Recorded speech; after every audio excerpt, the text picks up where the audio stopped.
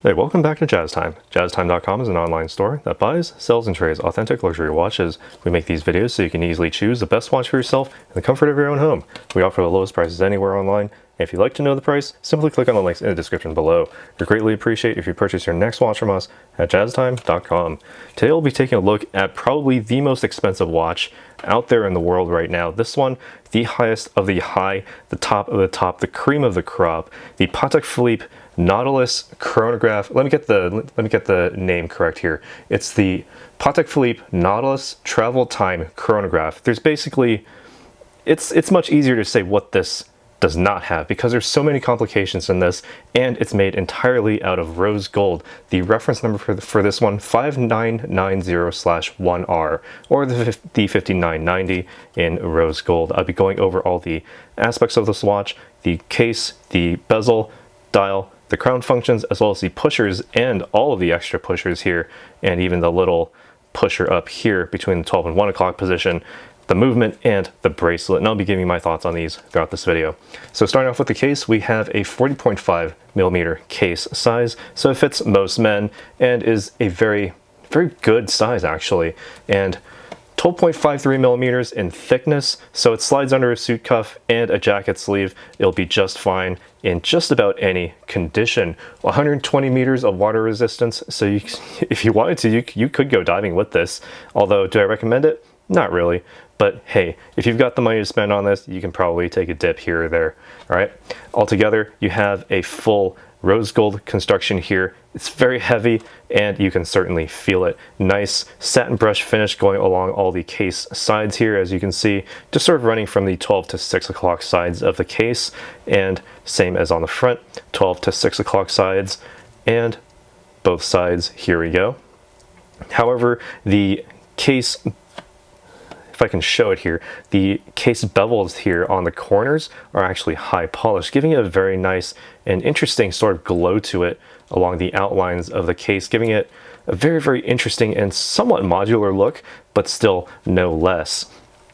The bezel here, they say it's a rounded octagonal. It's more 12-sided, so decagonal, technically bezel, whatever. Rounded octagonal bezel, not perfectly round, but rounded, and distinctly a Nautilus. Nice satin brush finish on the front, as with the case also running from the 12 to 6 o'clock sides.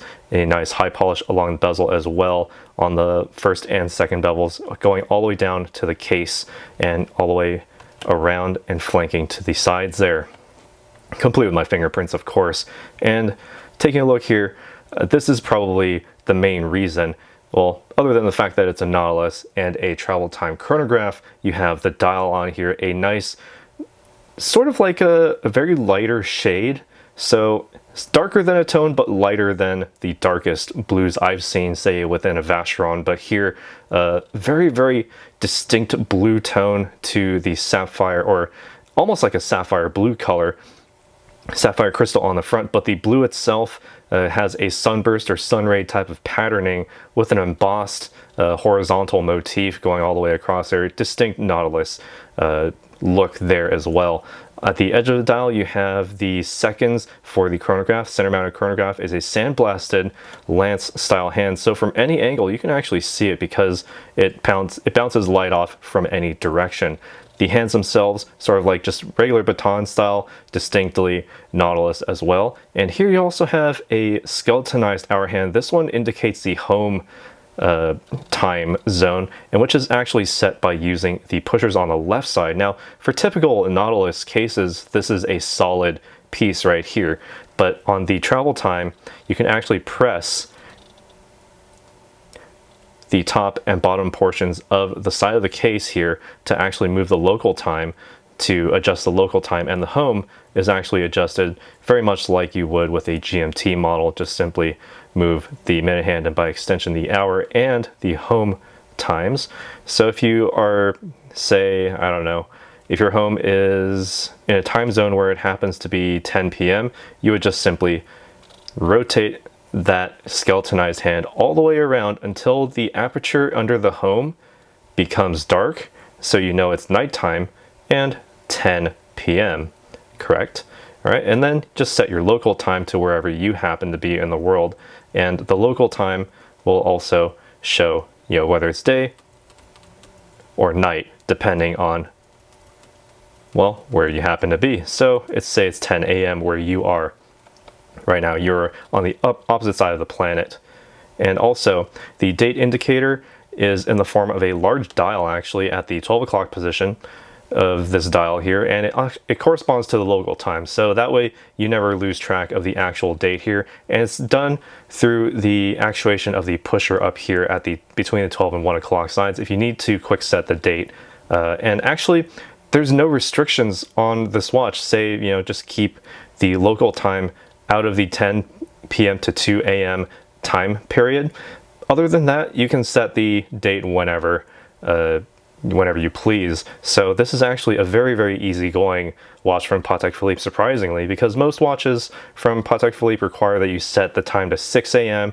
You set, certain parameters within a specific order, but here you can do it basically whenever you want.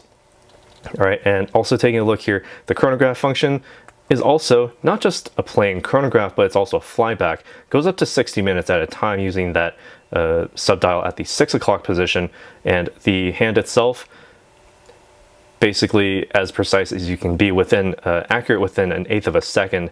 There's no weird stutters, no weird slow movements. It's crisp and it feels good. Let me just move to the microphone.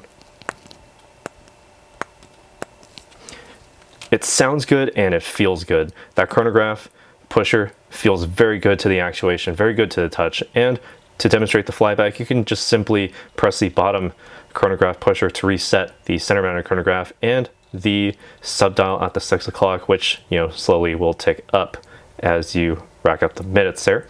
Okay, pressing it now will reset all of those dials back to 0 and continue it running. And thanks to the vertical column wheel thanks to the column wheel and the vertical clutch system in basically every new watch, every modern watch these days, you can keep this chronograph hand running basically continuously without any wear or damage to the movement. And speaking of which, the movement is what makes all of this work.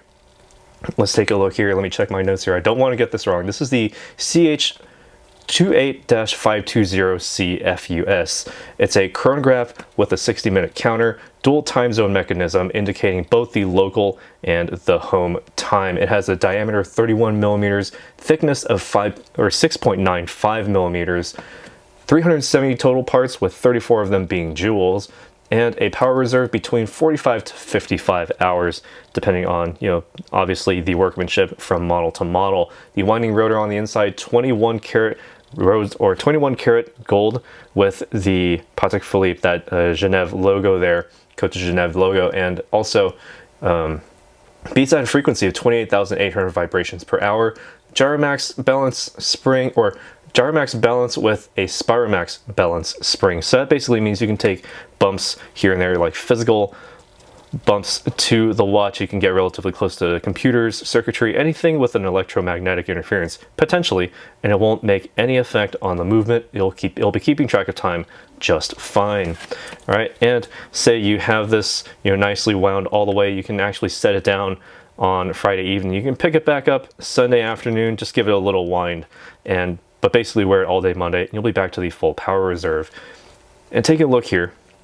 The bracelet, while I'm zoomed out, the Nautilus bracelet, nice H-shaped links, the links themselves being a satin brush finish, the intermediate portions being a sort of like domed center intermediate link, all in high polish, complete with my fingerprints, of course. You have a general taper down to what is basically the new clasp here. This one still has the stickers on it, and it's basically the most secure clasp to date, I believe, because it's a double open, but you can't simply just pull it open. You actually have to actuate and press in both buttons on the sides here to actually open the clasp, and it opens up both sides, so there's no confusion on which side folds over which. It's a perfectly symmetrical lock right there with the Patek Philippe logo right there. All right, and the push button system, incredibly robust and very, very secure. All right, and while I'm here, I will try it on again on my wrist and give you my thoughts as to how it wears. Now, this watch with full links, brand new, right here in 2022, incredibly heavy and quite large. So for someone like me, 7-inch wrist, you will have to take some links out. So not a problem there. Use the pin and sleeve system to actually remove the links, but it's incredibly secure given Patek Philippe has been doing this for basically the entire time that they've been making watches. It's no wonder that, you know, they basically stick with it because it just simply works. Looking at it straight here on the wrist, it's incredibly beautiful. That blue sort of having that sort of complementary color tone versus the very, very bright and warm rose gold gives it a very distinct look, and more than just simply sinking in, it pulls you into the dial. It's very, very highly detailed and all hand finished, of course, so you wouldn't expect anything less from Patek Philippe. So, and taking a look here straight down the wrist, quite comfortable actually. It raises above the wrist quite a bit. If you have a flatter wrist, you'll have no problem wearing this. The bracelet does flare out a little bit, but it will still grip any wrist of any size, well, basically down to maybe 6.5 or maybe even 6 inches in circumference. But if your wrist, you know, the smaller your wrist, the bigger the watch size here when it comes to, you know, the overall look on the wrist presence rather.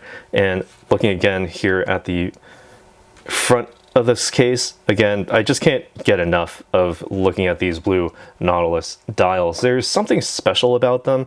They're not quite the Rolex blue, not quite the Audemars Piguet or the Vacheron Constantin blue, but they have their own blue tones that very much set them apart. And here, this is the best blue tone that you will ever see.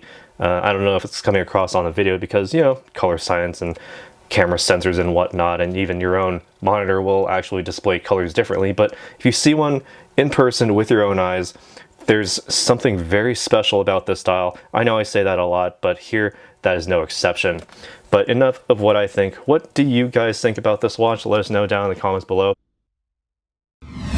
If you want to find out more about the watch you just saw in the video, you can just click below on Show More to see the full description. Then you can check the link next to Model as seen in video, click on it and you will get to the proper page where you can see all the details. If you're watching on a mobile phone, you have to click on the arrow down on the right hand side below the video to see the full description. If you like this video, please give us a thumbs up. If you would like to share this video with your friends, you can use the share button below and share it on any platform you like. If you have questions, constructive feedback, want to tell us about some mistakes or misspeaks, just write a comment below. If you want to see more videos like this, you should subscribe to our channel and visit our channel page where you can find all the videos. And if you're interested in a specific watch brand, you can check out our playlists. If you want to check the price for a watch or want to buy one, remember at jaztime.com you always get a steep discount, so you should check the prices with us. If you want to know the price for a specific watch, just go to Google, type in Jaztime, plus the brand, model and the details you're interested in, and Google will find the right page for you. Thank you for watching.